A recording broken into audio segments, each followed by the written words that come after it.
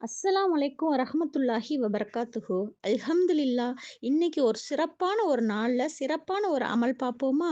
கஷ்டமான நேரங்களிலும் சோதனை காலங்களிலும் அல்லாஹ்வினுடைய உதவி சீக்கிரமா கிடைக்காதா?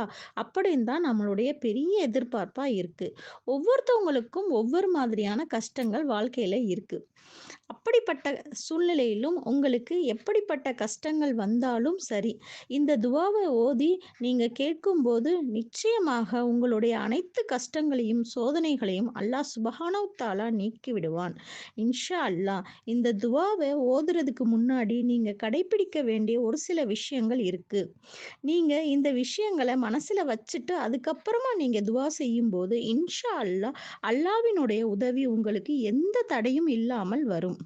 நமக்கு கஷ்டம் நீங்கணும், நமக்கு அல்லாஹ்வின் உதவி கிடைக்கணும் அப்படின்னு சொல்லிட்டு சும்மா ஓதுனா நீங்க எதிர்பார்த்த பலன் கிடைக்காது. இந்த துவா ஓதும்போது நிச்சயமாக உங்க மனசுல இருக்க வேண்டியது ஈமான். ஈமான் இல்லாத துவா கண்டிப்பாக ஏற்றுக்கொள்ளப்பட மாட்டாது. ஒரு சில பேர் சொல்லுவாங்க, "நான் ஈமானோட தான் இருக்கேன். எனக்கு அல்லாஹ் மேல முழு நம்பிக்கை இருக்கு." அப்படின்னு. அப்ப ஏதாவது சோதனை வர்றப்ப, "எனக்கு இப்படித்தான் நடக்குது. அல்லாஹ் எப்பவுமே இப்படித்தான் சோதிக்கிறான். எனக்கு என்ன நடக்குமோ தெரியல." அப்படின்னு மனச விட்டுருவாங்க. அதுக்கப்புறம் அந்த பிரச்சனை முடிவுக்கு வர்றப்ப சொல்லுவாங்க, "அல்லாஹ் மேல எனக்கு முழு நம்பிக்கை இருந்துச்சு. நிச்சயமாக இந்த பிரச்சனை நம்மள விட்டு போயிடும்." நெனைப்பாங்க. இது உண்மையான ஈமான் கிடையாது. உண்மையான ஈமான் அப்படின்னா, நமக்கு ஏதாவது கஷ்டங்களோ, பிரச்சனைகளோ வரும்போது, அத தீர்க்க வழியே இல்லாம இருக்கும்போது, சில நேரத்துல இதெல்லாம் இப்படி நடக்கும் அப்படின்னு நம்ம நினைப்போம். சில நேரத்துல நம்பிக்கை இல்லாத சூழ்நிலையில் நீங்க அல்லாஹ்வை நம்புனா, அதுதான் உண்மையான ஈமான். கண்டிப்பா அல்லாஹ் இந்த கஷ்டத்துல இருந்து அல்லாஹ் என்னை வெளிய கொண்டு வந்துருவான் அப்படின்னு நீங்க மனசார நம்பி அவன உதவிக்கு அழைக்கும்போது, நிச்சயமாக அல்லாஹ்வினுடைய உதவி உங்கள தேடி வரும். அதுல ஒரு துளி கூட நீங்க சந்தேகப்பட வேண்டாம். ஈமான் கூடவே பொறுமையும் இருக்கணும்.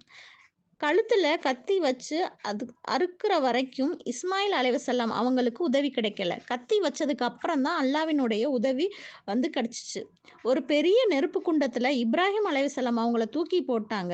தூக்கி போடுற வரைக்கும் அல்லாஹ்வினுடைய உதவி கிடைக்கல. தூக்கி போட்டதுக்கு அப்புறம் தான் அல்லாஹ்வினுடைய உதவி வந்துச்சு. இப்படிதான் மூசா அலைஹிஸ்ஸலாம் அவர்களுக்கு முன்னாடி பெரிய ஒரு கடல், அவருக்கு பின்னாடி ஃபிரௌனுடைய பெரிய படை. தப்பிக்க வேற வழியே இல்ல.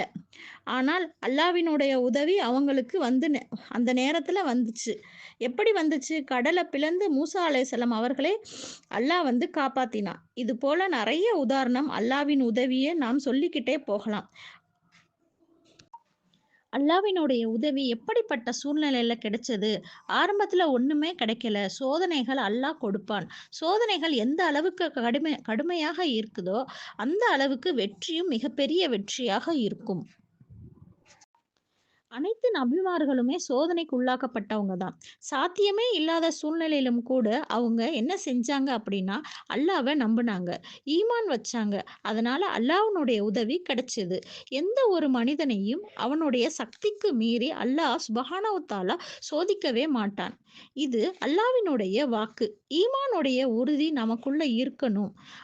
அல்லாஹ்வினுடைய நாட்டம் எதுவும் இல்லாமல் நம்மள யாரும் ஒண்ணும் செய்ய முடியாது. இதுல நம்ம உறுதியா இருக்கணும். இன்பமாகட்டும், துன்பமாகட்டும், இது அனைத்தும் அல்லாஹ்வின் புறத்திலிருந்து தான் வருகிறது என்ற நம்பிக்கை இருக்கணும். துன்பத்திற்கு பின் நிச்சயமாக இன்பம் இருக்கு.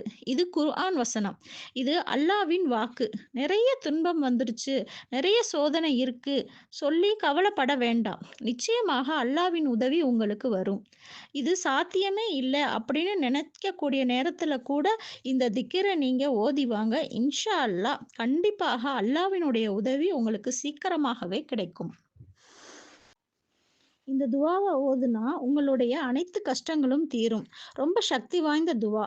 இது சும்மா துவான்னு சொல்றாங்க, நம்மளும் ஓதிட்டு போலாம் அப்படின்னு இல்லாம, எந்த ஒரு துவாவும் கேட்கறதுக்கு முன்னாடி அந்த துவாவ பத்தின சில விஷயங்கள தெரிஞ்சு வச்சுட்டு, அதுக்கப்புறம் துவாவை செய்யுங்க. இதன் மூலமாக முழு ஈடுபாட்டோட துவா ஓத முடியும். முழு ஈடுபாட்டோட ஓதக்கூடிய துவா தான் விரைவில் கபூலாகும். அதனால இந்த மாதிரியான விஷயங்கள தெரிஞ்சு வச்சுட்டு அதுக்கப்புறம் ஓதுங்க. இந்த துவாவ பார்க்கறதுக்கு முன்னாடி இந்த மாதிரியான நிறைய இஸ்லாமிய விஷயங்கள் தெரிஞ்சுக்கணும்னா, தினம் ஒரு அமல் சேனலை சப்ஸ்கிரைப் பண்ணிக்கோங்க. உங்க ஃப்ரெண்ட்ஸ் அண்ட் ஃபேமிலிக்கு ஷேர் பண்ணுங்க. அவங்க அமல் செய்வதன் மூலமாக அதுக்கான நன்மையும் உங்களுக்கு கிடைக்கும். இந்த வீடியோவ லைக் பண்ணுங்க. மத்தவங்களும் இந்த அமல் செய்வாங்க. தெரியாதவங்க அமல் செஞ்சாலும் அதற்கான நன்மையும் கிடைக்க வாய்ப்பு இருக்கு. அந்த துவா என்னன்னா, ஹஸ்புனல்லாஹு வ நிஅமல் வக்கீல், நிஅமல் மௌலா வ நிஅமன் நசீர்.